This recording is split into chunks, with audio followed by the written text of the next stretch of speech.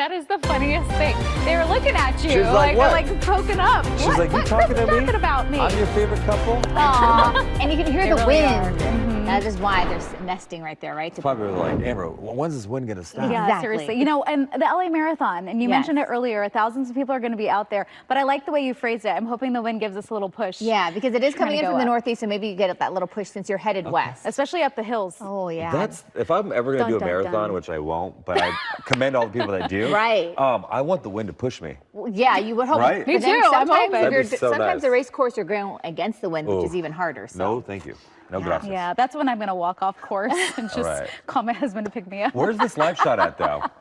All right, so cloudy out I Let's find out. Let's find out where Justin, the Vista. director, where's this live shot at? That looks No, it's our Mount Wilson Okay. camera, so we obviously can't see much right There you now go. with our Mount Wilson camera. It is a little bit gray right now because the winds are whipping around. So this is the reason why we have these wind advisories and high wind warnings in place, because the winds are just getting started now as we are waiting for a cutoff low pressure system to kind of push through the region. So here's a quick look at our current temperatures and also our wind alerts. So temperature wise, it's going to be a little bit cooler this morning. So I would say be prepared for the winds to pick up, especially if you live in those wind prone areas. So maybe grab a light layer and then you can probably shut it off depending on how strong the winds are in your neighborhood. Otherwise, wind alerts, meaning wind advisories and high wind warnings, continue through the weekend here in Southern California. This is round 2. So this is totally separate from the wind event that we saw yesterday. You can see right now we have wind advisories for the Santa Clarita, the San Fernando Valley, the Malibu area, and then some of the higher elevations like the mountains of LA and Ventura County in orange. That's where we're going to see the strongest, most damaging winds.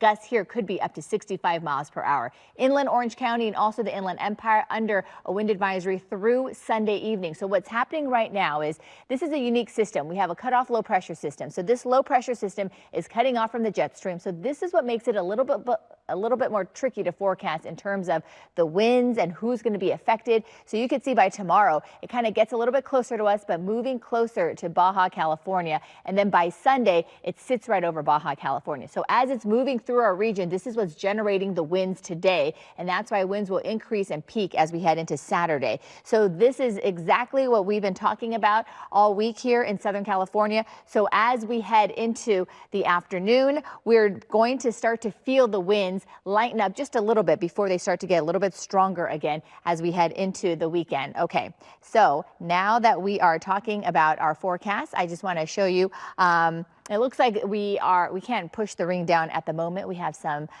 computer issues, but I do want to tell you about this next weather alert that we have here in Southern California. I've issued it through Sunday. That means gusty Santa Ana winds because the winds are coming in from the northeast. So again, blowing. It gets stronger this morning, pushing through parts of the Inland Empire into Orange County. And then by the time we head into the afternoon, you see how the winds relax a little bit more. It's still going to be breezy any way you look at it, but look what happens on Saturday. So as that low pressure system is getting closer to us, we're talking about some widespread gusty conditions or breezes here in Southern California. That's why we have issued that next weather alert. And that's why we have those wind advisories and the high wind warnings.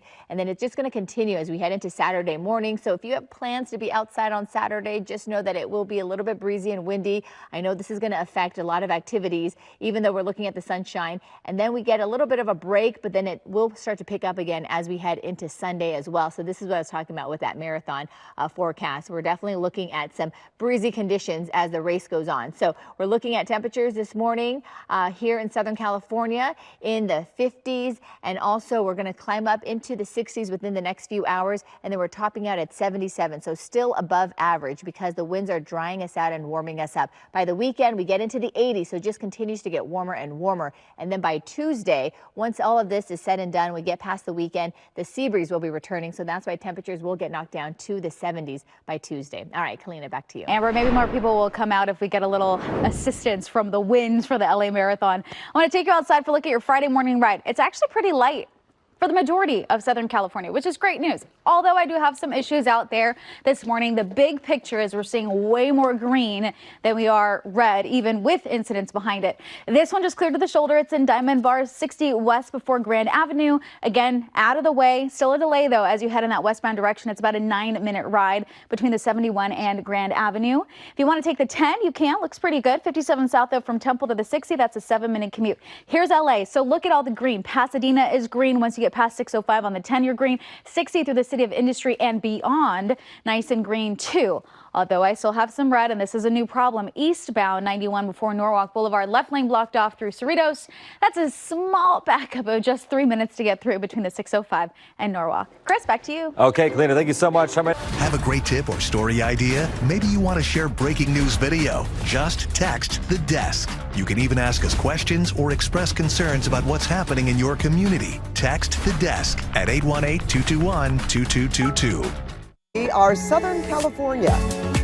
We are yours.